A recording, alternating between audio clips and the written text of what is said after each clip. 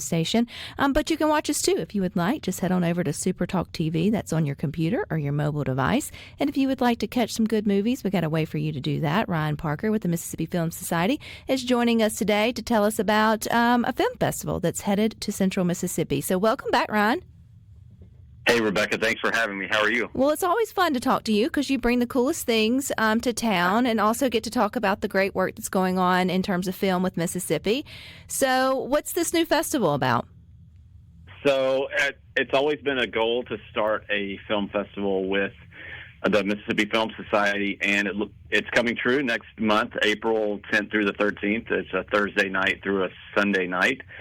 And it's called the Stranger Than Fiction Film Festival, and it all started when I saw a film called Secret Mall Apartment, which is a documentary about four friends, a group of friends, who build a secret apartment in a mall and live in it for 4 years. And when I saw this doc, I was blown away. And then I thought, could I find some other films that have stories, whether they're documentaries or narrative films, that kind of stranger than fiction stories, kind of hard to believe stories. And so was able to program about 8 feature-length films and 2 short films, some by Mississippi filmmakers, some from filmmakers all over the country. So, yeah, it's just going to be a weekend of what I hope are really enjoyable films for people. Obviously, not everybody's going to like every film, but hopefully there's something in each film that they can take away that they find interesting, entertaining, or kind of educational or informative. So when you have these festivals, Ryan, do you kind of like put out a theme or a topic and see what comes back so it's kind of cohesive? Or is it more of like, it's a buffet of a lot of different things coming together and people can kind of pick and choose, if that makes sense? Yeah, I mean, since this is kind of the first festival that the Film Society has hosted, I thought it was probably a good thing to start small. And so all of these are curated. I've picked these out either through film festivals that I've attended, recommendations from colleagues in the industry, and then the 2 of the shorts that we are going to screen are actually Mississippi student filmmakers, and I was able to see those at the Oxford Film Festival a couple of weeks ago. So there's a goal, and what you talk about is very much the way that most traditional, larger and lengthier film festivals work, as you put out a call for submissions, whether that's genre or a theme, as you talked about, and you take submissions. But what happens then is you really turn on the fire hydrant. You can get thousands of submissions. And so we just weren't in a place to kind of receive all of those and kind of wade through all of those and select which films. The goal is to grow into something like that in the years ahead. But for now, this is just kind of a curated weekend of films. If someone's never been to a film festival before, Ryan, how is it different than just picking a movie and going on a Friday or Saturday afternoon with your friends to the local theater? How is it a little bit a different experience? That's a great question. I think there are some similarities across all film festivals, and even in the Stranger Than Fiction event that we're hosting next month, is you're often going to have folks that are just hardcore movie lovers, and then you're going to have some folks who are movie curious, right? What are these films all about? Oftentimes, films are screening in festivals that you won't get to see in a theatrical setting otherwise, just because of the nature of the industry. Streaming, as you know, is such a huge thing right now. So a lot of times festival films may not get released theatrically, but a streamer might pick them up. So there's that aspect of being able to watch films with an audience in a theater setting, which is always preferred, that you can do with these films. We're going to have conversations either pre-recorded, a couple of those, but most in person with the filmmakers themselves. We'll have a workshop about breaking into the film industry for folks who are interested in that, and we'll also have some after parties and also just time for conversation with one another about what we're seeing on the screen. And if someone wants to watch all of them, I mean, is that something some do over the course of a couple of days? Or is it like, man, I'm going to come in and invest my time and like spend the entire... So I guess what I'm asking is, are they, because it's at the Capri, which we'll get to the importance of just that site if you haven't ever been there. I think there's only one screen. So is it, the back-to-back, or are they showing on multiple screens so you can you can't do both at one time? Yeah, that's a great question. So I've tried to space this out so that it's not too much, on anybody on any given day. So Thursday night is a single screening, and that's the film Secret Mall Apartment that I referenced earlier. That's kind of our opening night film, and that night will only be that screening. And if people want to hang out in 500 Yard after, we're going to encourage them to talk about the film. We'll have a pre-recorded conversation with that filmmaker that will play immediately after that screening. Friday night is a single screening. Well, actually, it's not totally true. There'll be a short film that'll screen before our feature, and then there's an after party at 500 Yard. I can talk more about that if you want. And then Saturday and Sunday are when we really have the full days. If folks want to come, sit in a comfortable theater seat, kick back and watch a bunch of films, that's really when they can do that. We'll start at 10 a.m. on Saturday with the family-friendly film that's going to also have a breakfast cereal buffet and some free coffee. That workshop is that afternoon, so there's a bit of a break there for folks that don't want to participate in the workshop. And then we'll have 2 more screenings that afternoon and evening, followed by a movie trivia after party.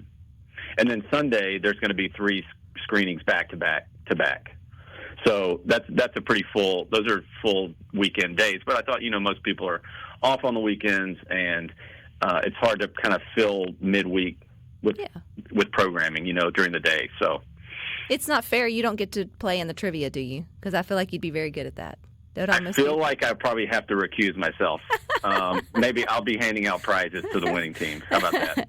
Talk us just a minute about, Ryan, about the Capri. I think most folks listening to Good Things, if they don't live in central Mississippi, they don't realize the nugget that's there in terms of the history and the uniqueness. I know the Capri shows movies throughout the year. I feel like you guys got a special treat with hosting the festival there. But the importance of supporting places like the Capri.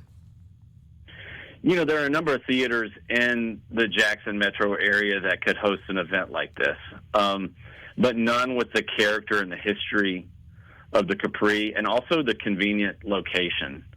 So, even in the early days of planning something like this, I didn't really want to host this anywhere else. There just wasn't another spot. So it's a comfortable venue. Yes, it's a single screen and historic indie theater, but it's also neighboring a whole bunch of bars and restaurants. So if folks do want to come on a Saturday and spend the day, but they may not want to do the workshop, or they may want to skip out on a film, there are options for them nearby, whether that's a restaurant or shops, things of that nature. The 500 Yard next door, which is where we're going to have our 2 after parties, is also very comfortable. Hopefully the weather holds for us, which is a great outdoor space with a large screen that we're going to utilize both nights. So it's just a perfect fit, kind of, when you think about independent film, indie film, if you will. This is an indie theater. It's the only indie theater in the Jackson metro area, so it's just a perfect fit. And 2, for the filmmakers, you mentioned 2 being Mississippi filmmakers for the shorts or students. How important is it for festivals like this to succeed, just in terms of people coming and supporting what they're doing? Because it gets eyes, I would assume, on their product or their art, or more eyes on it. So these opportunities are important for these independent filmmakers, is what I was trying to get at, Ryan. No, I think you're exactly right. That's a great question. I think about festivals kind of in multi-pronged approach. When you think about, you have people like your sponsors who are really helping bring something like this to life, but then you have your audiences, and then you have your filmmakers, and how are we serving each of those communities, if you will. So hopefully the audience resonates with the films that are screened, and they enjoy those, and trust to come back in future versions of the festival for more good films, films that they're not going to see theatrically, likely otherwise. But yeah, for independent filmmakers, festivals are huge because, like I said before, the industry is just so hard for independent filmmakers to break through, to kind of cut through the clutter. They're probably not going to get a wide theatrical release like a film could, say, 15 or 20 years ago. They may get a streaming deal, if you will, on like a Netflix or an Apple, but how are people going to know how to find that and where to find that? So for student filmmakers, independent filmmakers, these are often the only times that they can screen their films in front of a bigger theatrical audience, which is the whole reason they make the thing in the first place, right, is to show this to an audience. So, there's certainly excitement on the filmmaker's part for any time that a film can screen in that setting, and then also the valuable opportunity of being able to interact with the audiences that are there, to get feedback on their film, how do they react to the film, those kinds of things. All good things. So, Ryan, how do we get tickets? Where do we go? So it's fairly straightforward. strangerthanfiction.eventive.org. You can also follow us on Facebook and Instagram. I just posted updates that weekend passes and individual tickets are available.